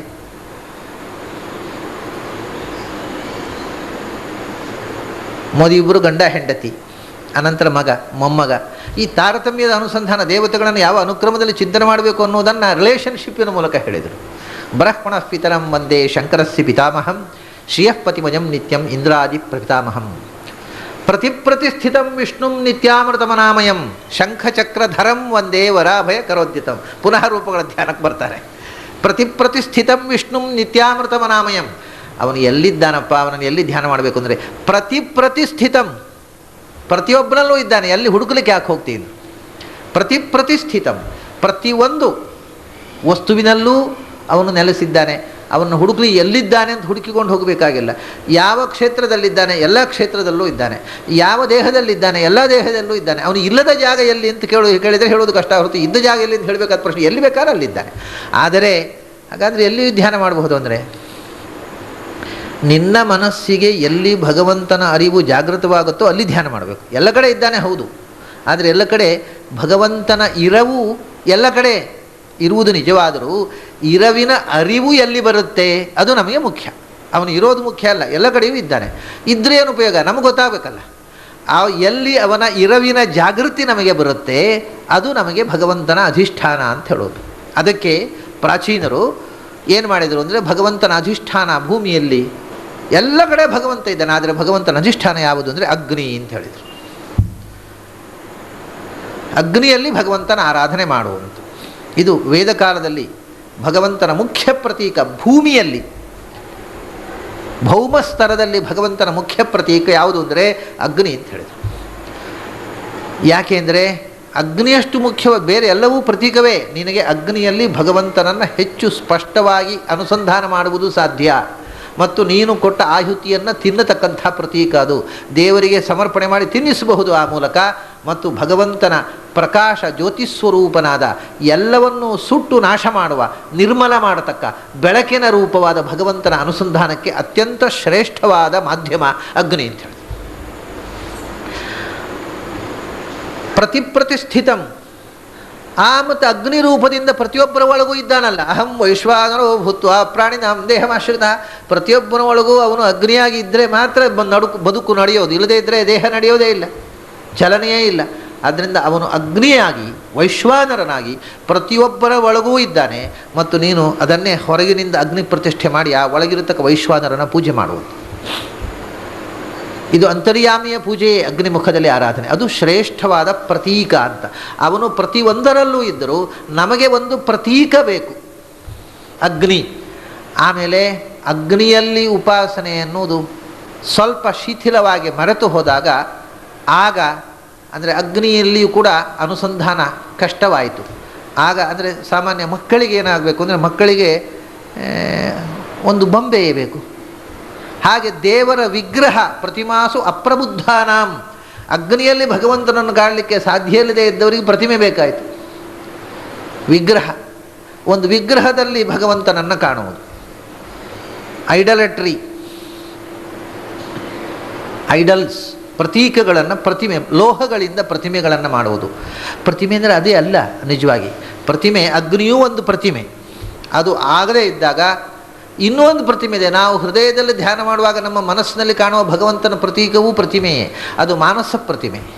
ಅದು ಕಷ್ಟ ಆದಾಗ ಹೊರಗಿನ ಅಗ್ನಿ ಪ್ರತಿಮೆ. ಅದು ಕಷ್ಟವಾದಾಗ ಭಗವಂತನ ರೂಪಗಳನ್ನು ಲೋಹಗಳಿಂದ, ಕಲ್ಲಿನಲ್ಲಿ, ಮಣ್ಣಿನಲ್ಲಿ ಕೆತ್ತಿದ, ಮರದಲ್ಲಿ ಕೆತ್ತಿದ ಪ್ರತಿಮೆ. ಇನ್ನೂ ಒಂದು ಪ್ರತಿಮೆ ಇದೆ. ಏನು ಅಂದರೆ ಸ್ಥಂಡಿಲೆ ಮಂತ್ರ ಹೃದಯೈಹಿ. ನೆಲದಲ್ಲಿ ನಾವು ಮಂಡಲಗಳನ್ನು ಬಿಡಿಸ್ತೇವೆ. ಚಕ್ರಾಬ್ಜ ಮಂಡಲ, ಭದ್ರಕ ಮಂಡಲ, ಏನೋ ಮಂಡಲಗಳು. ಅದಕ್ಕೆ ಬೇರೆ ಬೇರೆ ಮಂಡಲಗಳನ್ನು ಬಿಡಿಸಿ ಬೇರೆ ಬೇರೆ ಆರಾಧನೆಗೆ ಬೇರೆ ಬೇರೆ ಮಂಡಲಗಳು. ಆ ಮಂಡಲಗಳನ್ನು ಬಿಡಿಸಿ ಮಂಡಲದಲ್ಲೇ ಪೂಜೆ ಮಾಡ್ತೇವೆ ದೇವರನ್ನು. ಅದೂ ಒಂದು ಪ್ರತೀಕವೇ. ಅಗ್ನಿ ಅನ್ನುವುದು ಒಂದು ಪ್ರತೀಕ, ಮಂಡಲ ಅನ್ನೋದು ಒಂದು ಪ್ರತೀಕ. ಭೂಮಿಯಲ್ಲಿ ಮಂಡಲ ಪ್ರತೀಕ. ಗಂಗಾದಿ ತೀರ್ಥಗಳು ಜಲ ಪ್ರತೀಕ ಭಗವಂತನದ್ದು.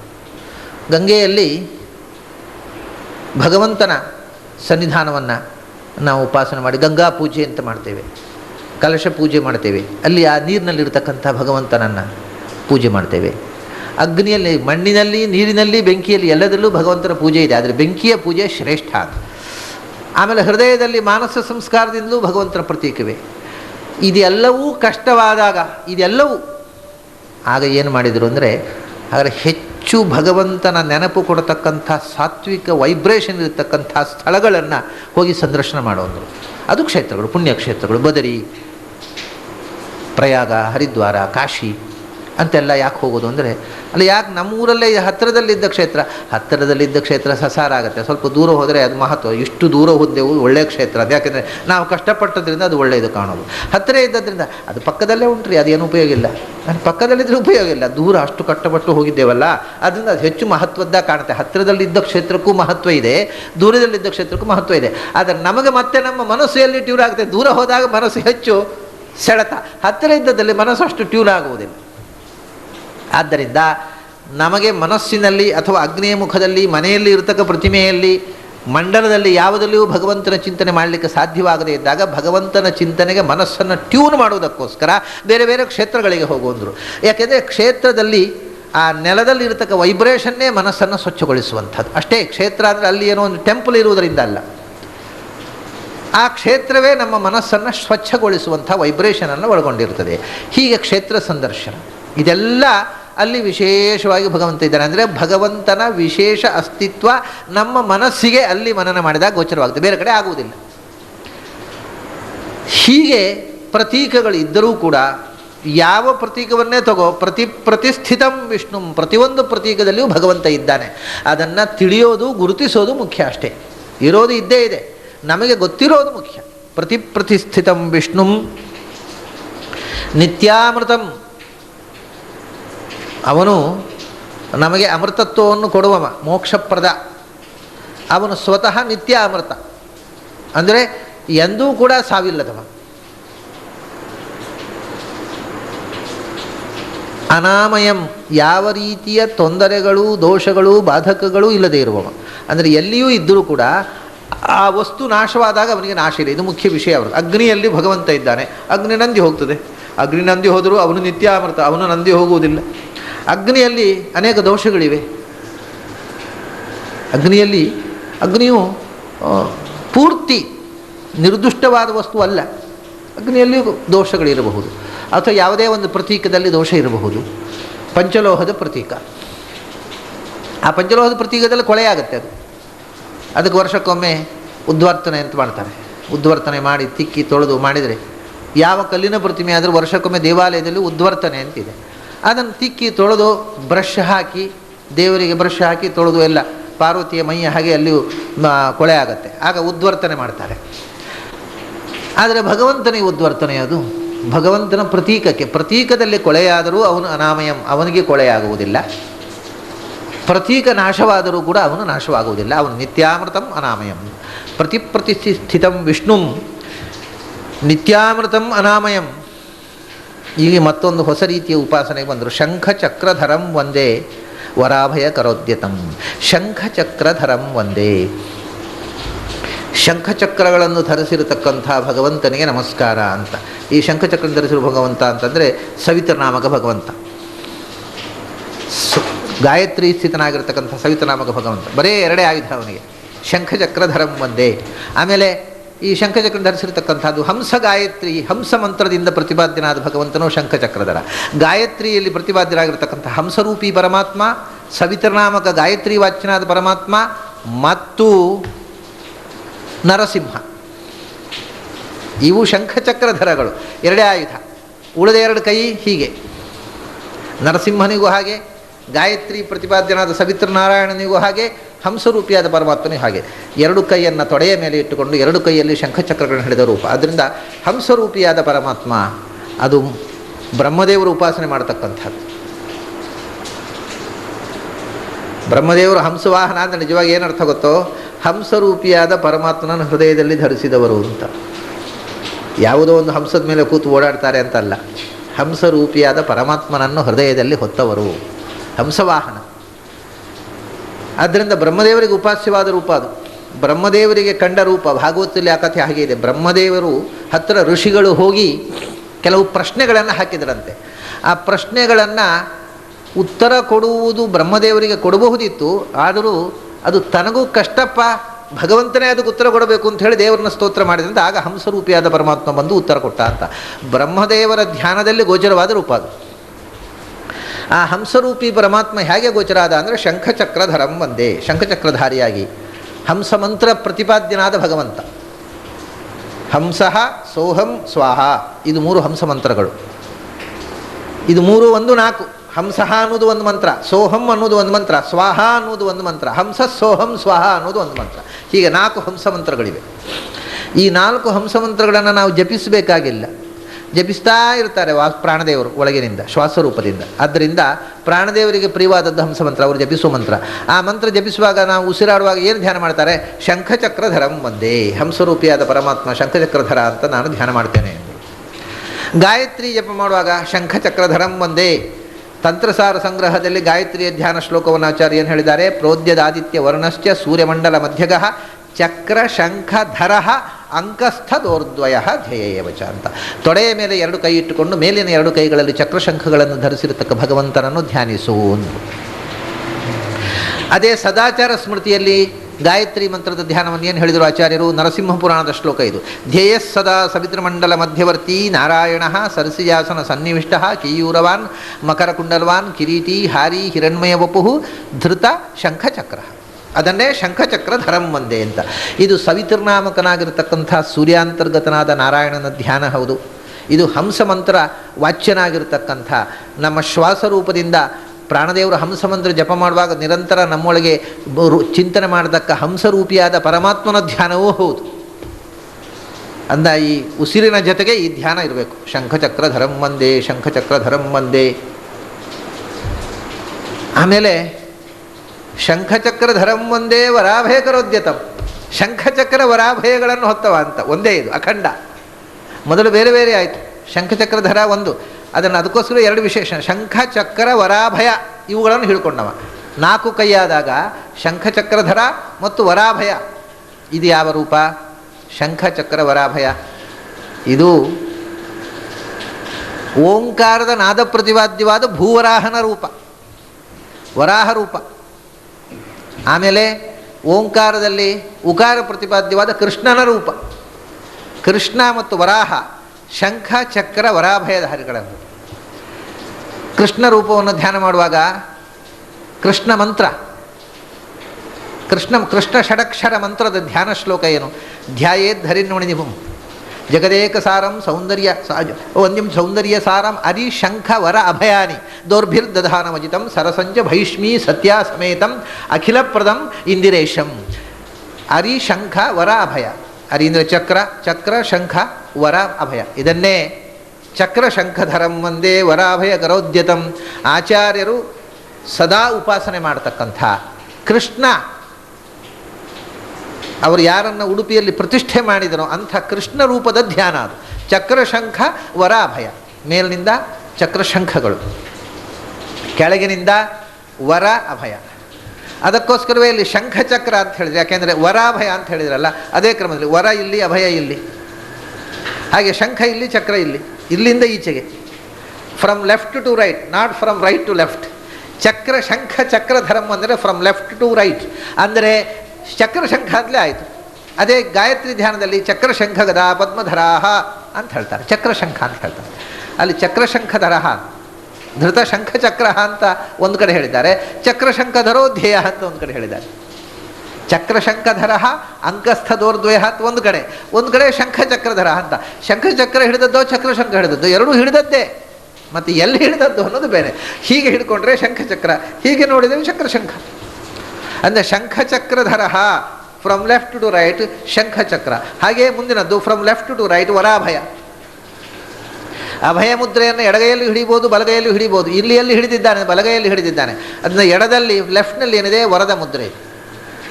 ಇದು ಎರಡು, ಇದು ಎರಡು. ಹೀಗೆ ಇದು ವರಾಹ ರೂಪ ಮತ್ತು ಕೃಷ್ಣ ರೂಪ. ಅದು ಉಕಾರವಾಚ್ಯವಾದಂಥದ್ದು ಕೃಷ್ಣ ರೂಪ, ನಾದವಾಚ್ಯವಾದ ವರಾಹ ರೂಪ.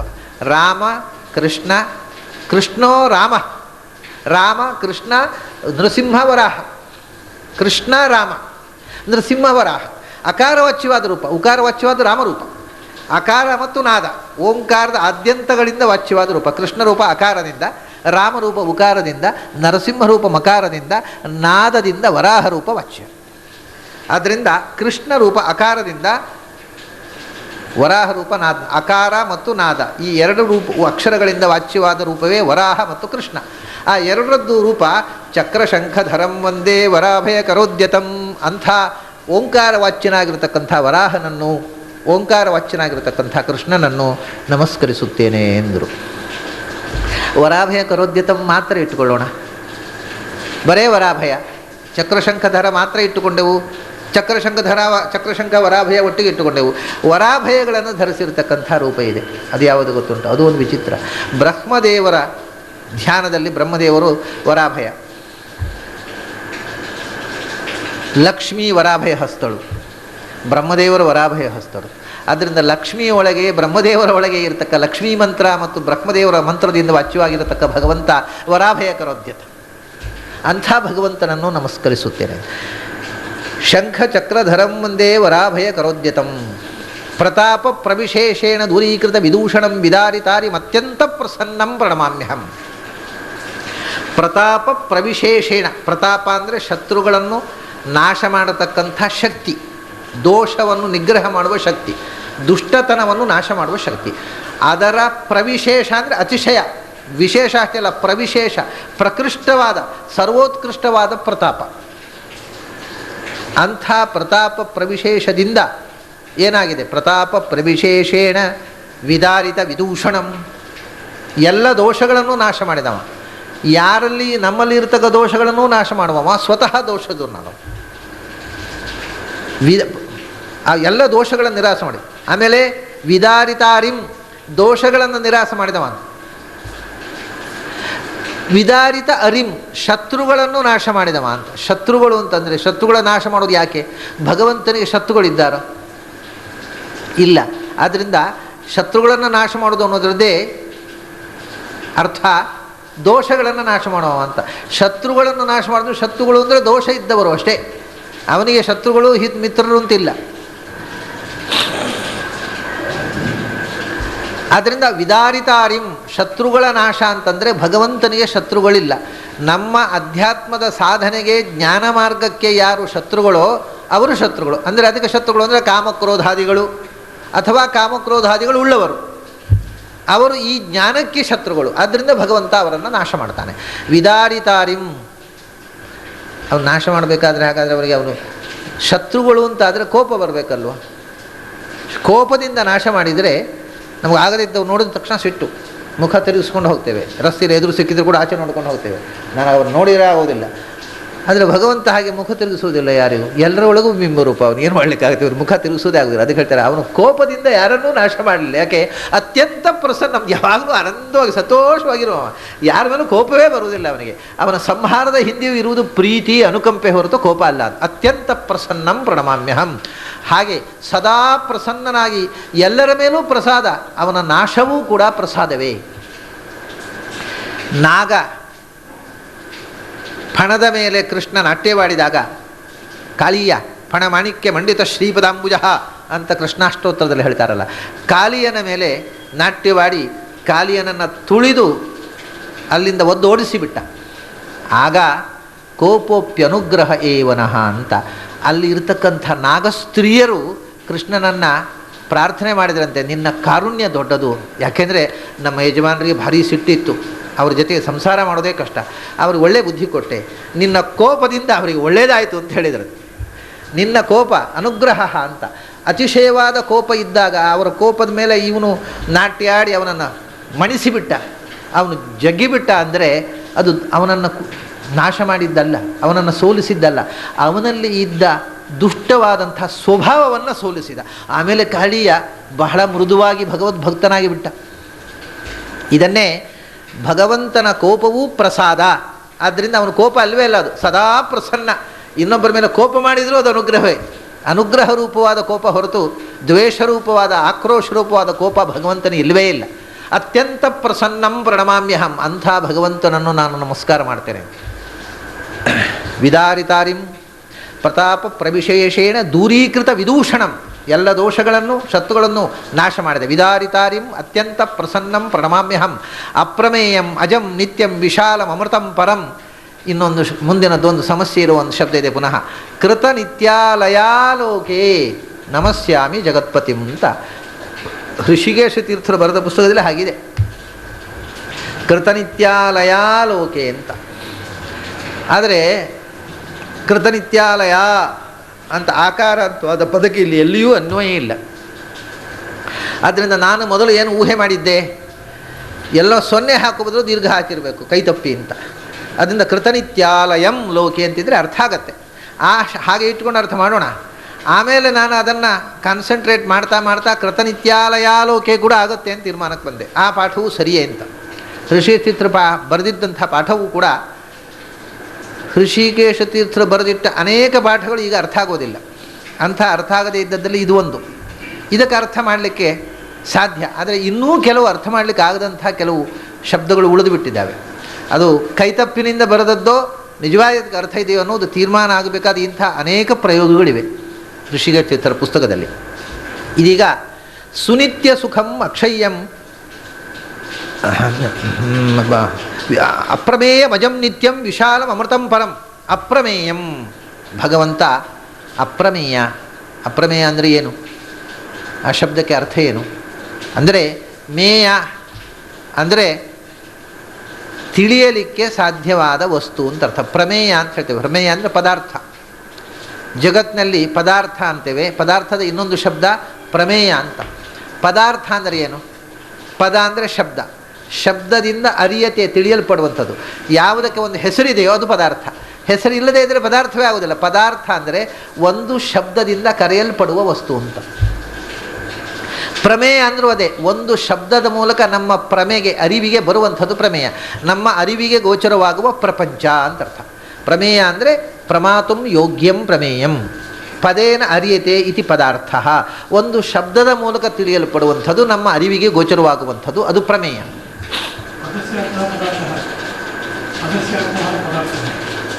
ಪದೇನ ಅರಿಯತೆ ಇತಿ ಪದಾರ್ಥ ಇತ್ಯರ್ಥಾಂತರಂ ಭವತಾ ಕಶ್ಚನ ಅರ್ಥಃ ಉಚ್ಯತೆ ಸಹ ಅತ್ರ ಮಯಾ ನ ವಿವಕ್ಷಿತಃ. ಸತ್ವಾಸ್ತವ ನಾಮ ಕಿಮರ್ಥಂ ಇದಾನೀಂ ತಸ್ಯ ಉಲ್ಲೇಖ ಕ್ರಿಯತೆ. ಪದೇನ ಅರಿಯತೆ, ಪದಸ್ಯ ಅರ್ಥಃ ಇತ್ಯಸ್ಯಾಪಿ ಸ ಏವ ಅರ್ಥಃ. ಯಃ ಕಶ್ಚನ ಪದಸ್ಯ ಅರ್ಥಃ ವಿಷಯಃ ಇತ್ಯರ್ಥಃ. ಪದೇನ ಯೋ ವಾಚ್ಯಃ ಸ ಪದಾರ್ಥಃ. ಪದೇನ ಅರಿಯತೆ ಇತಿ ಪದಾರ್ಥಃ. ಋಗತವು ಅಂತ ಧಾತುವಿನಿಂದ ನಿಷ್ಪನ್ನವಾದ ಶಬ್ದ ಅರ್ಥ ಅಂತ. ಆದ್ದರಿಂದ ಪದಾರ್ಥ ಅಂದರೆ ಒಂದು ಶಬ್ದದಿಂದ ತಿಳಿಯುವಂಥದ್ದು ಅಂತ. ಅಂದರೆ ಅದಕ್ಕೊಂದು ವಾಚ್ಯ, ಒಂದು ವಾಚಕ. Name and form. ಒಂದು ಫಾರ್ಮ್ ಇದ್ದರೆ ಅದಕ್ಕೊಂದು ನೇಮ್ ಇದೆ. ಆ ಪದದಿಂದ, ಪದಕ್ಕೆ ಅರ್ಥ ಫಾರ್ಮು, ಫಾರ್ಮಿನ ಹೆಸರು ನೇಮ್. ಹೀಗೆ ಪ್ರಪಂಚದಲ್ಲಿ ನಾಮರೂಪಾತ್ಮಕ ಪ್ರಪಂಚ ಅಂತ. ರೂಪಕ್ಕೆ ಒಂದು ನಾಮ ಇದೆ, ನಾಮವೇ ಪದ, ಅದರ ಅರ್ಥವೇ ಫಾರ್ಮ್. ಅದನ್ನು ಪದಾರ್ಥ ಅಂತ. ಅದಕ್ಕೆ ಇನ್ನೊಂದು ಪ್ರಮೇಯ ಅಂತ. ಪ್ರಮೇಯ ಅಂದರೂ ಹಾಗೆ. ಪ್ರಮಾ ಅಂದರೆ ನಮ್ಮ ಅರಿವು, ಜ್ಞಾನ, ಅದಕ್ಕೆ ಗೋಚರವಾಗುವಂಥದ್ದು. ಪ್ರಮಾಯ ವಿಷಯ ಪ್ರಮೇಯಂ. ಪ್ರಮೇಯ ಅಂತಲೂ ಆಗಬಹುದು, ಪ್ರಮೇಯಂ ಅಂತಲೂ ಆಗುವುದು. ಜನರಲ್ ಆಗಿ ಪ್ರಮೇಯಂ ಅಂತ ನಪುಂಸಕಲಿಂಗ. ಹೀಗೆ ನಮ್ಮ ಪ್ರಮೆಗೆ, ನಮ್ಮ ಅರಿವಿಗೆ ಗೋಚರವಾಗುವಂಥ ಪ್ರಪಂಚ, ನಾವು ಶಬ್ದದ ಮೂಲಕ ವ್ಯವಹರಿಸುವ ಪ್ರಪಂಚ, ಅದು ಪದಾರ್ಥ, ಅದು ಪ್ರಮೇಯ. ಅವನು ಅಪ್ರಮೇಯ ಅಂದರೆ ನಮ್ಮ ಪ್ರಮೆಗೆ, ನಮ್ಮ ಅರಿವಿಗೆ ಗೋಚರವಾಗುವಂಥ ಸಂಗತಿಯೇ ಅಲ್ಲ. ಮತ್ತು ಪ್ರಮೇಯ ಅಂದರೆ ಈ ಪ್ರಪಂಚದಲ್ಲಿರತಕ್ಕ ಪದಾರ್ಥ. ಅವನು ಅಪ್ರಮೇಯ ಅಂದರೆ ಪ್ರಪಂಚದಲ್ಲಿರತಕ್ಕ ಎಲ್ಲ ಪದಾರ್ಥಕ್ಕಿಂತ ವಿಲಕ್ಷಣ, ಭಿನ್ನನಾದವ, ವಿಲಕ್ಷಣನಾದವ.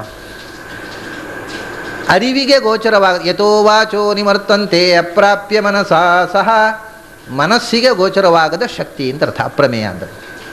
ಇನ್ನೊಂದು ಅರ್ಥ ಇದೆ ಪ್ರಮೇಯ ಅಂತಂದರೆ, ಪ್ರಮಾಪಣ ಅಂತಂದರೆ ಸಂಸ್ಕೃತದಲ್ಲಿ ಡಿಸ್ಟ್ರಕ್ಷನ್